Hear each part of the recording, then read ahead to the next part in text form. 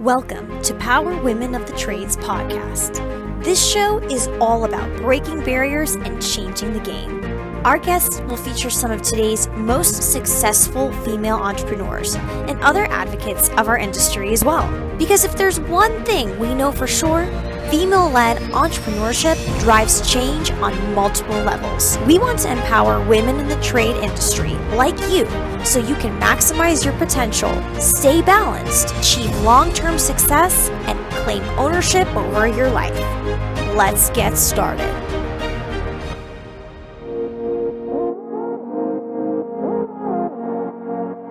Hi, welcome to the Power Women of the Trades podcast with Cassie and Leslie.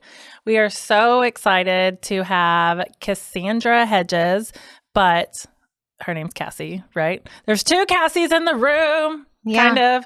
And I don't know what, if I call you Cassandra, is it weird or is it like you're in trouble? I feel like my mom is yelling yes. at me. Okay. You know, it's funny because you can call me Cass.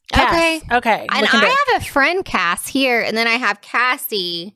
And my name is not Cassandra. And people all the time. Now it is. No, it's not. Sometimes, like, my husband or people will say Cassandra. Kelly will do that a lot, too. And I'm like, ma'am. Is it's it like when you're being a B? Probably. Or a D. Like a D. We got to make this professional. Yeah, it's like probably whenever I am it's my alter ego, I guess. But I always said my cousin's name is Sandra, and I'm Cassie, so we split the name. I don't know that was actually the plan, but we did split the name. So that's what I go with. But Cassie, so tell us about yourself. I'm super excited for our listeners to hear your story about how you got into HVAC, where you started at the company, and kind of where you've gone from there. And so if you would go ahead and introduce yourself, that would be awesome. Yeah, of course. I'm Cassie Cass Hedges. I'm from Limerick Plumbing, Heating and Air in Charleston, South Carolina. I've been in the industry since 2016. But my background prior to that was in retail, much like you, Cassie. I sold jewelry. So I got my fair share of interactions with customers and got some sales under my belt. And I actually had a friend who left the jewelry industry to go work at my company now. And she was always just saying great things about it and how wonderful the culture was and how happy she was. And at the time, I had a daughter who was 1 year old and I had missed all of the firsts. And, the money was great. Mm-hmm. Retail does that. Yeah, the money was great in retail, but the schedule was brutal. And it was at this road where I had to decide what's more important to me. Is it money or is it work-life balance? And so I took a huge leap of faith and I left my senior leadership job at this jewelry store to go be a CSR at Limerick. In 2016, I took a 75% pay cut. Oh my gosh. It was really scary, but you know what? The interview process was great. The people I met were amazing, and having a friend that was already on staff who I had work experience with, and we had a personal relationship, and I knew she wouldn't try to get me to come somewhere that wasn't going to benefit me in the long run. I knew she was looking out for me. So I took a huge leap of faith. My husband was not super happy with me. I didn't consult him. I just made an executive decision because that's who I am. But the person who hired me said, if you are as great as you say you are, and you're as great as your interview has been, I have no doubt that you are not going to be in this seat very long. So I wasn't. I was a CSR for maybe 8 months, and then I became the call center manager, and then I became the service manager for HVAC and plumbing. And then as plumbing grew, I took that over. We more than doubled it in size in 2 years. And now I'm the chief of staff. So I'm essentially running the whole operation at Limerick. We've got about 120 employees and we're looking to do about 30 million this year. That's incredible. When I started, we were going to do about 7. I always say... wait, what year was that? 2016? 2016. Okay. And we did not try to grow. Wow. That was never... That's huge. So I always say I've said this for a lot of years, if you interview people who have retail experience and the desire to grow as a human being, you will almost always find an amazing person for the trades, because a lot of us, especially not they've if you seen work so much. We've seen all of it. Yeah. Right? The customers, the good, the bad, the ugly. But we've also, especially like in my case, I've always talked about working at Best Buy. And a lot of my Best Buy training is exactly what we train at Quality. Right. Because it's all the customer experience, greeting the customer, talking, having that relationship with the customer. And so if that person has got that in them, everything else just kind of flows. And so it sounds like having the experience from the jewelry, and obviously you worked your way up in that jewelry position or the company. And so absolutely, you would have just went ahead and grown into Limerick too, right? So what does your day-to-day look like now as the chief of staff, and what I'm assuming maybe like the general manager, managing? We change What's our the titles next our too. term? General manager. General manager. Yeah. But we have like a director of operations, and everyone's like, what is that? And I'm like, the operations manager. We like to be fun. Yeah. Yeah. All the different titles. Chief of staff just sounded I like fun. chief of staff though. I like chief of staff. It's different. Cool. And the name kind of came from we had formerly had an operations manager, and that position was great, but this position looked a little bit different when I took it on. It was operations and it was recruiting and engagement, and that was a big portion of it. So you're not just operations at that point, which I think is like policies, procedures, processes. Like this was equally people-based and process-based. So it couldn't be just operations manager because it didn't fully encompass everything that I was doing. But now, I run the day-to-day at Limerick. I've got a really great leadership team. My customer experience manager and my CFO are like my right hand and my left hand, and we kind of do it together, which is unusual for a lot of companies, but we really rely on one another to get the day-to-day done. In the last 3 months, I have dedicated 2 days of my week to being in the field. And that's unusual for a general manager. Yeah, I've seen that. How is that going? How's Right. Tell us about that. I freaking love it. And just to kind of give you a little background of where it came from, we made some changes in a department early in the year, which were difficult. We let somebody go who had been with the company for a really long time in a leadership role. And the team was just like in a fragile state. And I felt disconnected from them. When you get to 120 people, it's really hard to stay personally connected with everybody. When I started, we had 32 people and it was much easier. And at 120, it just becomes more challenging every day. And it's one of my biggest objectives is I want to know everybody on my team. If I run into somebody and I do not know who they are, I am so embarrassed and disappointed. And as we get bigger, it just becomes more difficult. But I needed to see what was going on in the field, not really to judge them or to critique them, but how can we better serve you?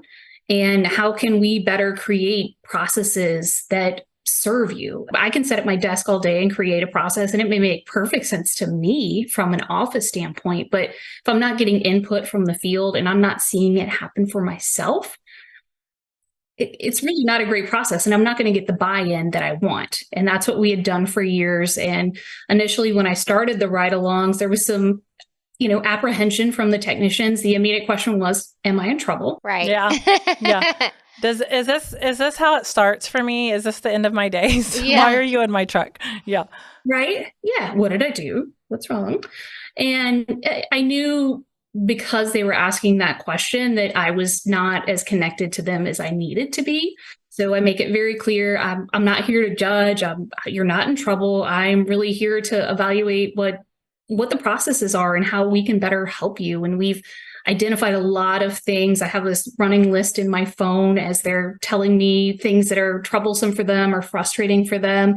And so after we do the ride along, I go back and I talk to the service manager or whoever I need to speak to, and we address those immediately. And then I follow up with the technician. It was like, hey, thank you for that feedback. I really appreciate it. These are the changes that we have made. Yeah, Well, you're trying to bridge the gap between the field and admin, right? Because there can be such a big disconnect there. And I think sometimes we're all guilty of forgetting that. And I try to remind our office team this a lot. Like our office team, there's 18 of us in the office.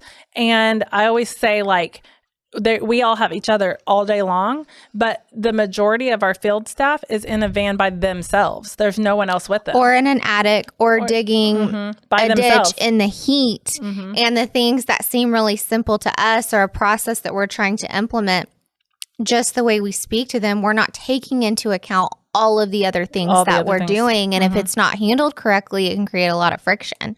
And in the end of it, when we are creating these processes or adopting new processes, it's not like any of us were just like sitting in bed one night and it was like picked out this new process from thin air and was like, I'm going to go implement that at Limerick, right? I'm going to go implement this. Like, none of us are doing that. But I think sometimes our team thinks that's how it came. Like, where did this even come from? You know? What are some ways that, because you've done a really good job in explaining how you like to bridge that gap, what are some of the ways that you get the buy-in from your team on these new things that you want to change or implement? The biggest thing is really asking questions. I think a lot of times we make a lot of assumptions and we don't ask enough questions of our people. And if you ask yes and no questions, like, hey, Leslie, everything going okay? Mm-hmm. No. Yes. Mm-hmm. Actually, no. Right. Just opening the door. Right. But if I were to say, hey, Leslie, tell me about what's going on right now. Yeah. Right. Open-ended questions. That's a very different conversation. Yeah, those open-ended questions. And there's something about being in the van with them all day. And I try my best. It's been the summer and it's so hot here in Charleston, but I try my best to carve out time to take them to lunch. There's also something about just like breaking bread with people and like not being in a house, not being in the van. This isn't about work. This is just about me and you. Like what's going on? Like, tell me about your family, tell me about your kids, and a lot of things just come up organically. I'm not prying or trying to pull it out of them, but they want to volunteer it because it's the safe space. Yeah. And I've just gotten to know everybody a lot better. And now it's not Cassie's riding with me, I'm in trouble. I'm getting people coming up to me and they're like, when are you riding with me? When's my turn? What is the most surprising thing as far as feedback you've gotten when trying to implement, like something you were surprised to hear from the field that you probably otherwise wouldn't have known if you hadn't put yourself in the van riding along with them? It was a lack of process from onboarding. Like it was the blind leading the blind. We were hiring technicians or putting apprentices through the apprentice program, and we weren't training them on Service Titan or our processes. And then they get in a truck and I'm like, hey, well, walk me through this. Right. What's going on here? And they're like, well, that's what the last guy did. And I'm like, oh. That's so true. And, I'd be willing to bet all of us could improve in that area of onboarding. Yeah. Oh, yeah. Well, we need to do a better onboarding and orientation and making sure everybody is on the same page from out of the gate, because we hired technicians who have experience and are like, yeah, I've done Service Titan. Yeah, I'm familiar with Nextar. I'm good. And then in 3 days, they're running calls and I'm like, Well, yeah, because you're like, oh, you have experience with Service Titan. And it's like, sold. Let's get you in a truck. Or you know what I mean? I know we can feel that way at times. But at the end of the day, who are we serving? Right. And we're serving ourselves and we're doing them a disservice, because the month when they're super frustrated because we're like, why are you doing this? Why are you doing this? Why are you doing this? Well, because nobody told me what I needed to do. Right. Mm-hmm. You can't be upset with them. So or I rode with a guy for a week and this is the way he did it and he wasn't really getting in trouble. And where was the accountability for that guy? And then, exactly. Yeah. So it's brought a lot of things to light, and they've just had some like random questions. Like in the spring, we had a mass kind of exodus, which we do every spring. Everybody's offering $1 or $2 more an hour. I'm sure you've been through that, right? Uh-huh. And one of the technicians, he was like, are you worried? And I said, absolutely not. And he was like, really? You answered that very quickly. And I was like, I did, because I've been through this before. And this is your first year. And I understand that you don't have the experience in the background that I do. And I've seen this before, and I've seen it way worse than this before. And I'm 100% confident that we're going to make it through this and we're going to be stronger in the end. Like, you just got to have faith. Yeah. Every time someone leaves, I always have this is just a reminder, we're fine. We plan for these things. Mm-hmm. We on the days that you feel like maybe we're overstaffed, that was intentional. On the days that you feel like maybe, whatever, like we do intentional things because we know people are people and people are going to leave from time to time, or people are going to make decisions that are better for their family, or they're going to move out of state, or they're going to do these things. And if we weren't prepared for those things, that's when we should be worried. So we're just fine. We're okay. Yeah. And I think they need more people to acknowledge what's going on. Right. And Yes, just talk why about it openly. I 100% agree. I don't know why, and I think this is such a culture thing, and I know your culture is super important to you there, so I can't wait for you to share some of those things with us. But I think it is so dumb. There's obviously when things happen and it's like taboo to talk about it, or we're not going to talk about this, or don't say this or that. I'm like, bro, if you got a question, just come to ask me.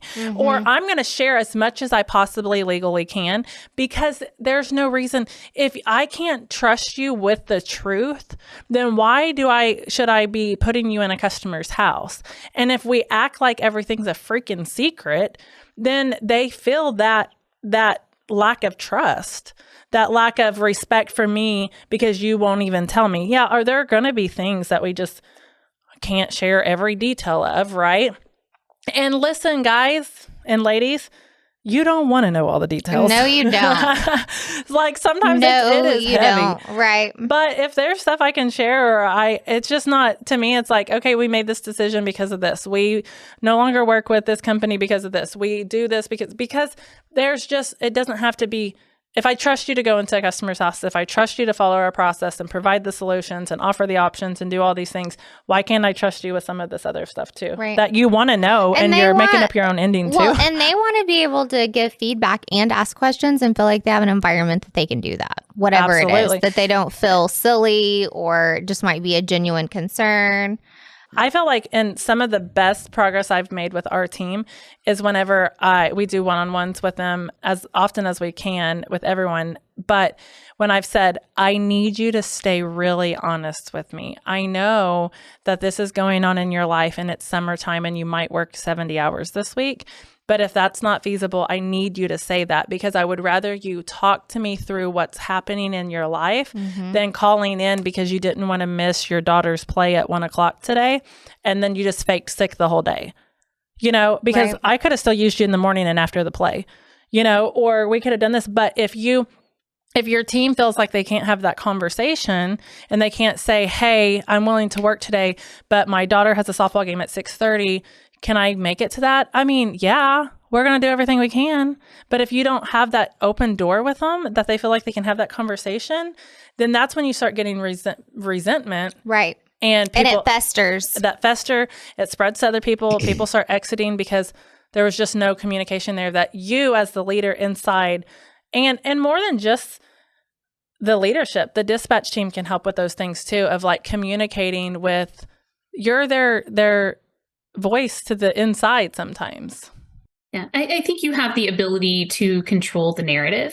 And if we're not asking the right questions and we are not having that open door policy, it's not going to happen. And what happens, Leslie shows up on my door one day and she's like, I got my iPad, my phone, and my truck's outside.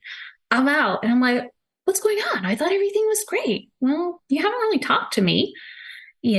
How do you know what's going on? You never asked me. And that's been the really great thing about these ride-alongs, is like, it's just this safe space. Like, and they've learned that I'm not there to judge. I just want to help. And that's the really fun part, is they'll ask, what exactly are you doing here today? And I'm like, I am literally here to be your helper. Yep.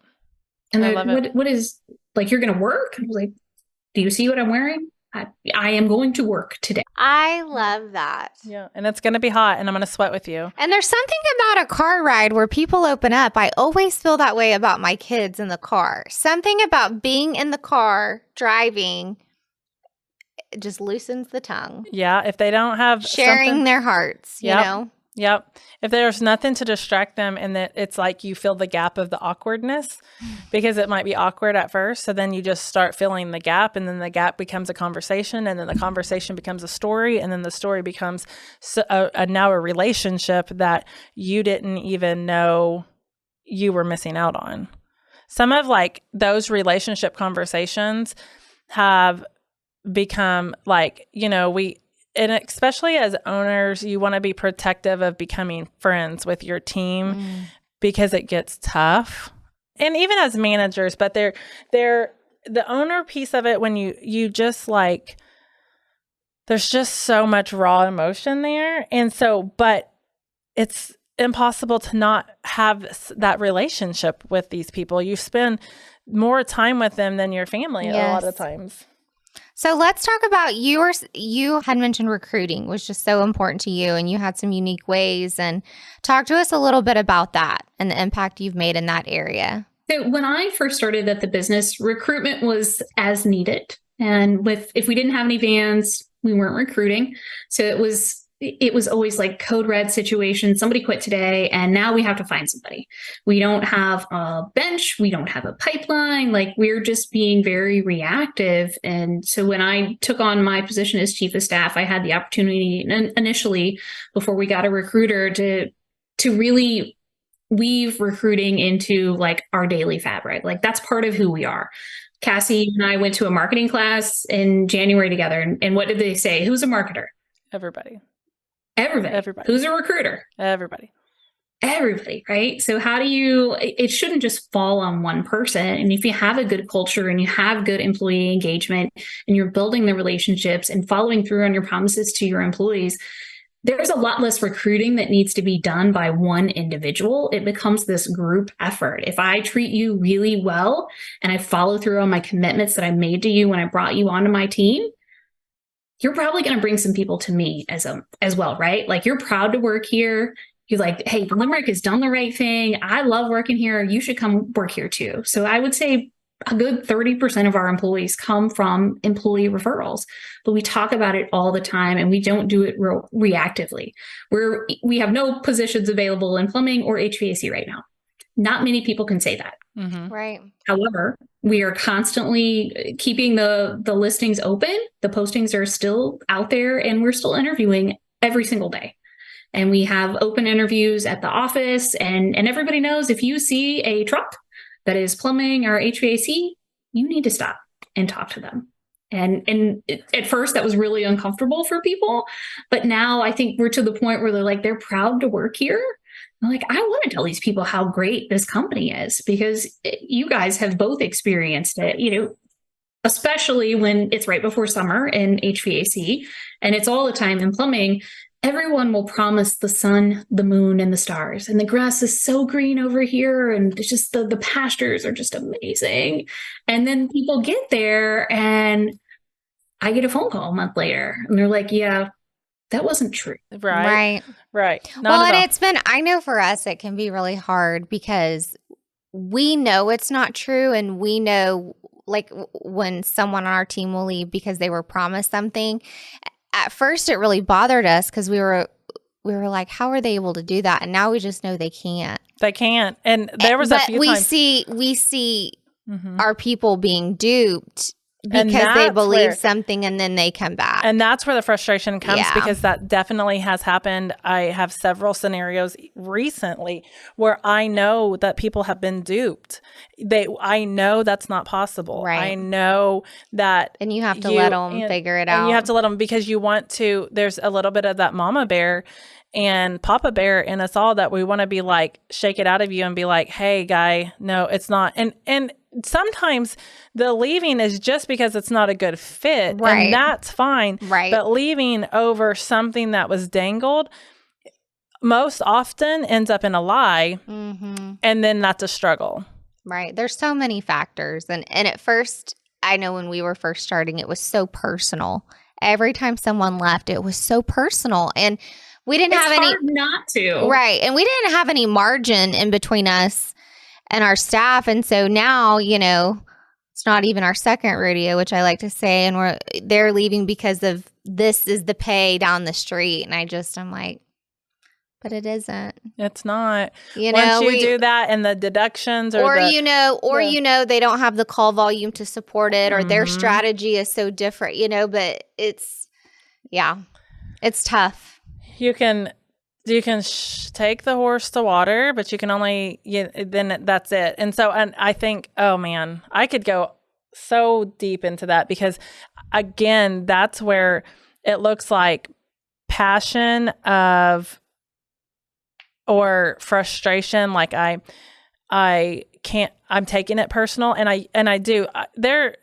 I don't always take everyone personal, right? There are some that even no matter Some are how harder prepped than you are, others. some are harder than others.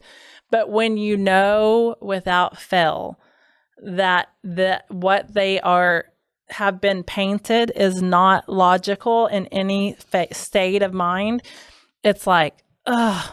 Right. Because I know your wife's name and your kids' names, Right. and I know you got to be able to feed them, and that's not going to happen. Right. And that's what gets or not that's what the you. hard It's stuff. just not going to be what you thought, right? There are going to be facets that aren't what you thought.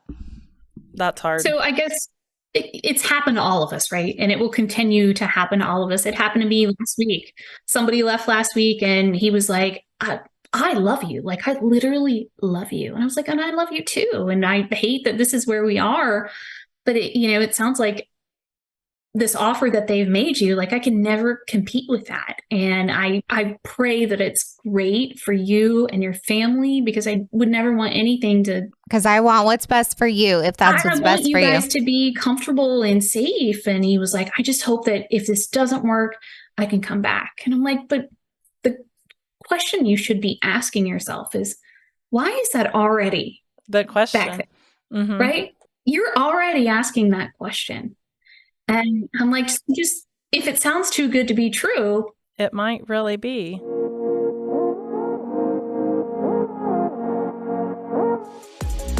This has been Power Women of the Trades. Like what you hear so far? Leave us a review in Apple, and make sure to listen to our other episodes wherever you enjoy listening to your podcasts. Thanks for listening, and we'll catch you on the next one.